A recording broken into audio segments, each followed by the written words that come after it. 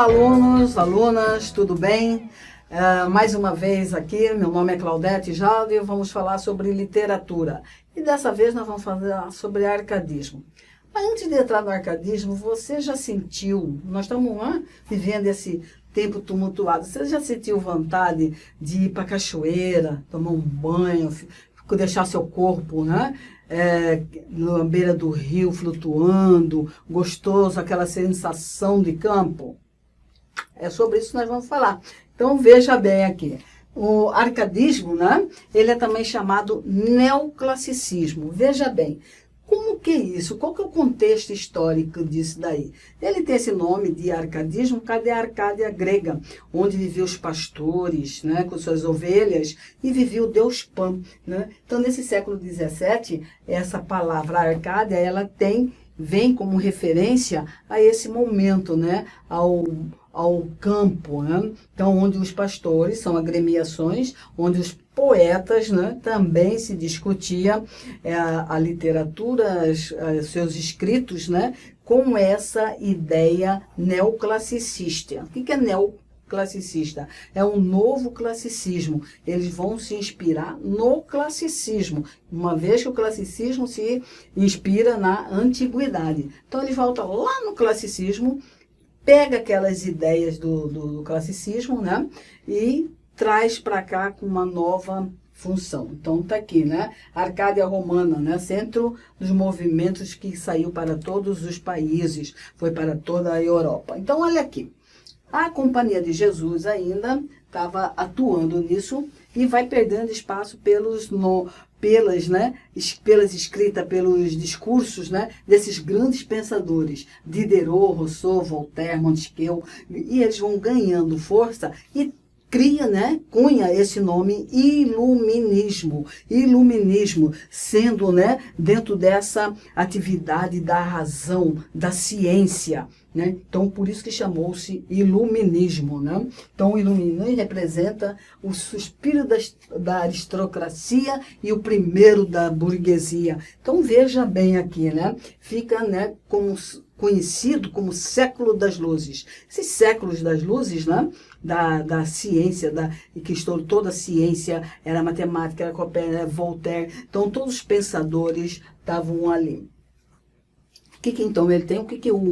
Qual é uma das características do classicismo e o neoclassicismo? A racionalidade do mundo, né? A visão racional desse mundo. Ele tinha essa visão que o iluminismo caracterizava como confiança, né? O poder da razão. Então o homem pensa, o homem faz, o homem experimenta e ele acontece. Os textos literários Arcádia, ele buscava essa consonância, né, com os ideais de liberdade. E você vai ver, né, que esses ideais de liberdade, eles lutavam uma sociedade mais justa, né, mais igualitária. Tá? Então, veja bem, como que é essas características. Vamos lá.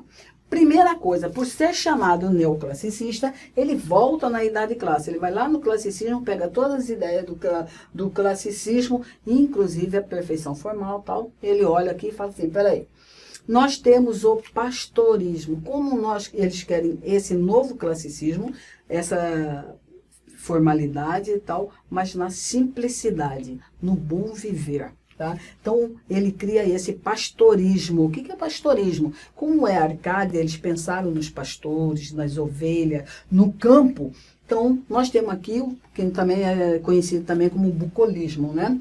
Essa valorização, equilíbrio e tranquilidade da vida campestre, né? Então, aqui, ele também tem aquelas ideias que o campo, eles falam fugere urbem, que são expressões, né, latina, que são os temas que eles vão desenvolver baseado nessa latinidade, né? Fugere urbem, fugir da cidade. Né? Quando a gente está chateado, esse negócio, a gente não quer sair e ir para campo e tomar banho em cachoeira. Então, é isso, fugere urbem. Vamos para um lugar ameno, um lugar gostoso, um lugar onde podemos ter tranquilidade.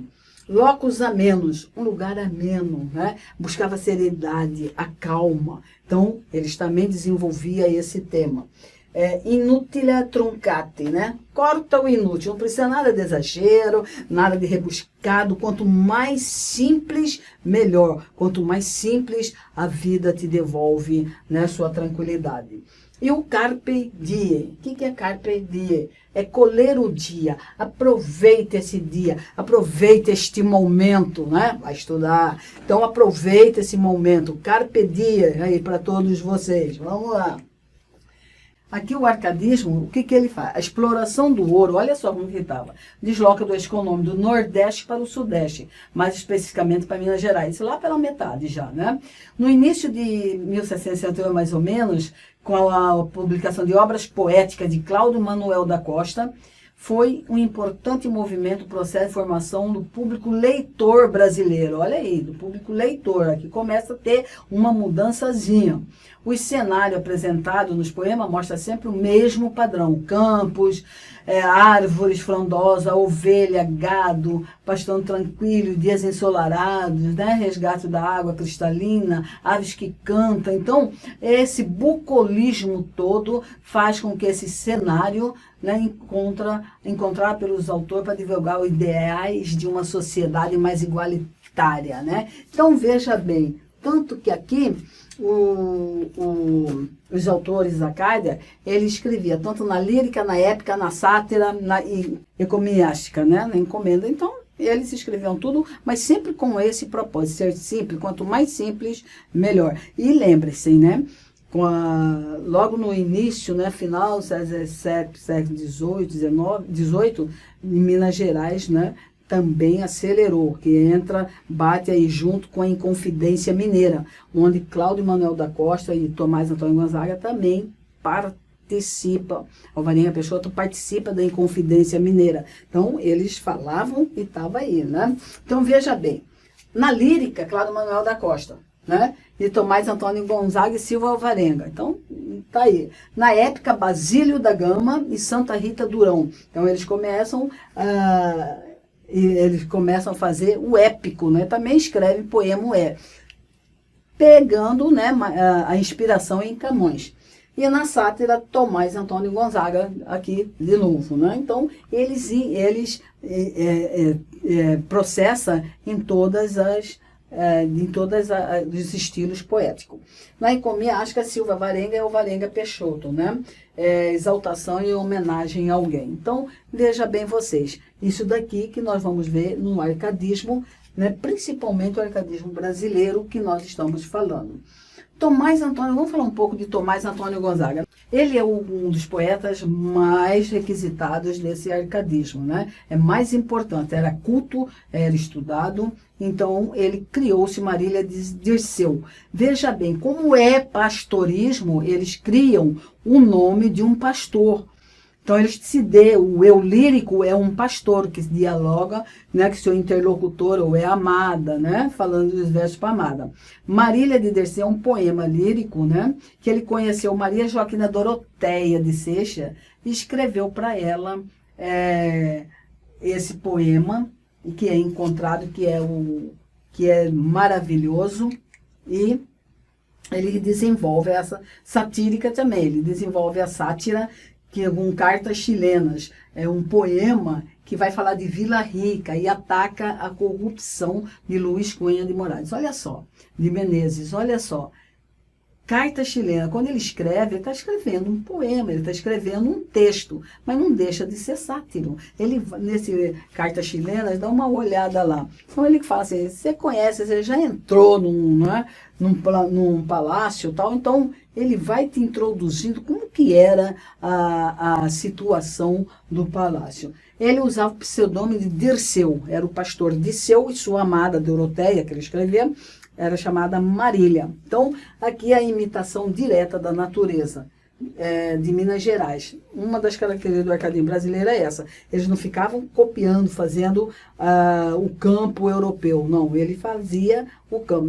Ele fazia o campo, né, da cidade onde ele estava escrevendo. Então, o bucolismo grego. O lirismo, né, era construído em torno da produção artística, era o drama, era o que eles estavam fazendo, é a simplicidade, que na ideia deles eles falavam, quanto mais simples, mais feliz você é, você não precisa de exagero. Por quê? Ele cortou o que é inútil. Então, eles não precisavam mais do exagero do barroco. Eles não queriam mais essa divisão do barroco. Não, quanto mais simples, melhor para a vida do homem, tá? Olha aqui, vamos ler um trechinho. Olha só como que ele começa. Eu, Marília, não sou algum vaqueiro que viva de guardar lei o gado, de tosco trato e de expressões grosseiro. Dos frios gelo e dos sóis queimado, tenho o próprio casal e nele assisto. Dá-me vinho, legumes, fruta, azeite, das brancas ovelhinhas tiro o leite. E mais das finas lãs de que me visto, graças, mais flua bela, graças à minha estrela. Então, aqui quando ele fala que ele não é, que é nenhum vaqueiro, né? Que ele não é nenhuma pessoa de ser desprezada. Ele vai falando, se apresentando para Marília, que ele tem, né? Ele tem educação, ele tem vida própria, ele se sustenta com a fazenda dele, né? Com o pasto dele, ele tem ovelha, tem casa, tem... Então, ele fala que isso é o suficiente para ser feliz, né? Ele estabelece condição social. Aqui, ó, a áurea mediocrita, tudo aquilo que é apresentado como ideal, né? De uma vida simples e favorável e amena. Então, quando você lê Marília de Dirceu, ele vai tecendo toda esse pastorismo, essa fugir da cidade, a vida simples do campo. E no arcadismo brasileiro, ele não mudou muito. Eles ficaram nessa, de falar das imagens, o cenário era próprio isso, né? E quando eles entravam em outras situações também. Cláudio Manuel da Costa, percussor do arcadismo brasileiro, foi com ele, né, que ele reúne a produção lírica do poeta. Ele chama Vila Rica. Poema épico, né, que ele imitava os Lusíadas, e ele falava sobre a Vila Rica, a fundação de Vila Rica, antecipando o nativismo e indianismo, que vai acontecer logo depois. Usava como pseudônimo Gloucester Saturnio, lembra? Mais uma vez aqui. Tomás Antônio Gonzaga tinha por pseudônimo Dirceu. Cláudio Manuel da Costa, Gloucester Saturnio, né, que era influência de Camões, ele fazia os sonetos, culturista do barroco arcadismo. Ele tinha também, era contraste entre o rústico mineiro e a experiência intelectual social da Europa. Então ele passeava por todos esses países inspirado e fazia o épico dele também. Ele usou muito platonismo. Onde que vai encontrar o platonismo? Lá no classicismo, por isso que aqui é novo classicismo. Então ele, aqui o Manuel da Costa, ele faz o amor platônico. Eu amo incondicionalmente, mas não sou correspondido. Eu posso até sofrer por esse amor, mas é isso, mas eu amo, né? Então o platonismo é bem aqui. Então o amante é infeliz por causa da amada não dar atenção devida para ele. Aqui, ó. Em zéfiros suaves e mimosa, toda esta região se vê banhada. Vinde os olhos belos, vinde enfim trazendo do rosto do meu bem as prendas belas. Dai alívios ao mal que estou gemendo, mas delírio meu, quem me atropelas? Os olhos que eu cuidei que estava vendo eram, que creia tal, 2 estrelas. Então, olha lá, nesse é a musa, né, inspiradora dele, com esse sentimento. Então, era inatingível, é o platonismo que estamos aí, né? Aí nós temos Basílio da Gama. Então, o Basílio da Gama vem com o épico. O que era isso? Então, o Basílio da Gama, ele vai fazer esse épico, mas conforme com o rei, tá? O poema do Basílio da Gama narra a luta dos povos indígenas, dos 7 povos da missão, lembra que eu já falei nisso lá? E no Uruguai, contra os portugueses, que queriam apossar-se do local, né, por conta do acordo de Espanha e Portugal. Então aqui ele vai mostrar para esse povo da missão que vai recolher os índios, como podemos entregar isso, então vamos contra toda essa guerra, né? Aqui ele fala, este lugar delicioso e triste é uma parte desse poema, na hora que Lindóia, uma índia, morre. porque aqui ele hidrota também o blade, que é o frade, né?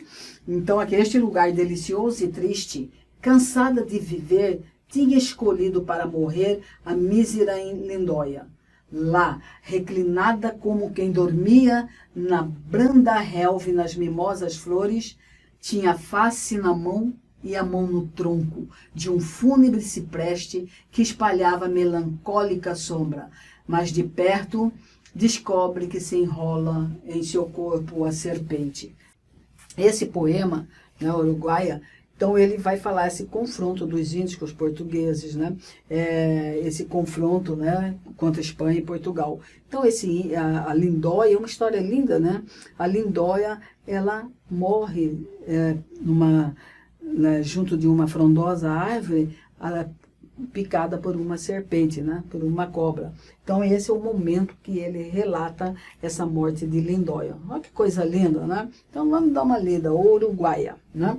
E temos também Caramuru, né, que é o épico de Santa Rita Durão, obra que fala sobre, né, o achamento da Bahia e incorpora o elemento indígena, tá, como elemento distintivo do arcadismo brasileiro. Então aqui tem inclusive o filme de Caramuru, onde ele mostra bem isso em tom de sátira, mas é bem isso aqui. O autor exalta a terra brasileira, mesmo nos padrões valorizando a vida surreal. Então, nessa história de Caramuru, ele vai também fazer essa épica dessa descobrimento da Bahia, né? Onde ele se aporta aqui, né? O português se aporta aqui e fala da terra, da questão que ela tem. Choram na Bahia as ninfas belas que nadando a Moema acompanhavam.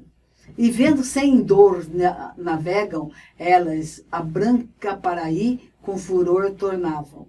Nem pode o claro herói sem pena vê-la, com tantas provas que de amor lhe davam. Nem mais lhe lembre o nome de Moema, sem que o amante chore ou grato gema. Então aqui é a história dessas duas ilhas, com o Diogo Álvares, né, o Caramuru, e essa história de amor entre essas duas ilhas, enquanto os das duas amavam ele, e ele levou uma outra, eu só não estou aqui recordando o nome, é Moema e a outra eu não recordo o nome. Então tá aqui, dê uma lida, que é belíssima essa história, tá? Sobre o arcadismo, vamos ver se a gente consegue dar. O Brasil poderia afirmar que produziu obras no estilo rebuscado, pleno e de antítese e frase. Antítese e frase, já tira aí, nem olha. Não apresentou novidade, sendo mera imitação que se fazia na Europa. Ah, pode ser. Além das características europeias, desenvolveu temas ligados à realidade brasileira, sendo importante para o desenvolvimento da literatura nacional. Pode ser. Apresenta já completa ruptura com a literatura europeia. Mentira, isso aí só vai acontecer lá no modernismo. Podendo ser considerada a primeira fase verdadeira nacionalista da literatura brasileira. Presente, sobretudo, em obras de autores mineiros, como Tomás Antônio Gonzaga, Cláudio Manuel da Costa, Silva Varenga, Basílio da Gama, caracteriza-se como expressão de angústia. Já acabou. Falou de angústia metafísica, religiosa, não é isso, né? Deixa isso para os barroco. Dividido entre busca da salvação e o gozo material da vida. Barroco puro, então não. Então aqui só podemos ter, que é o que vocês acham. Não apostou novidade, sendo a mera imitação que se fazia na Europa. Pode ser, mas a C está mais completinha, né? Além das características europeias, desenvolveu temas ligados à realidade brasileira, sendo muito importante dentro uma literatura nacional. Então, como eles incluem o cenário nacional, dá aquele pontapézinho inicial de uma literatura mais nossa, né? Sobre o arcadismo estão corretas as seguintes proposições. Originou-se em Minas Gerais. E o seu aparecimento em relação direta com o grande crescimento urbano verificado no século XVIII na cidade mineira, cuja vida econômica girava em torno da extração do ouro. O arcadismo foi uma manifestação artística e encontrou representação também na música, o nascimento da ópera, na arquitetura, observa fortes adesões de construção e igreja, nas artes para destaque. O conceptismo e o cultismo são características da linguagem arcade, nem olha. 4. Né? O movimento arcade tinha como principal intenção questionar a estética barroca, estabelecendo equilíbrio, harmonia, simplicidade e literatura renascentista. Os primeiros arcades jovens e escritores portugueses propuseram eliminação e rebuscamento. 4. Tá ok. A quinta, no Brasil, o arcadismo manifestou-se pela primeira vez no ano 1762 e representou o que melhor ele fez culturalmente. No período colonial brasileiro, a obra do poeta Cláudio Manuel da Costa foi a primeira publicação desse novo estilo que pretendia, acima de tudo, que sua poesia fosse apreciar seu valor poético literário. Né? Aqui, a manifestação encontrou representante bem na música, o terceiro, né? Não é o movimento arcade, né? Aqui, tá ok?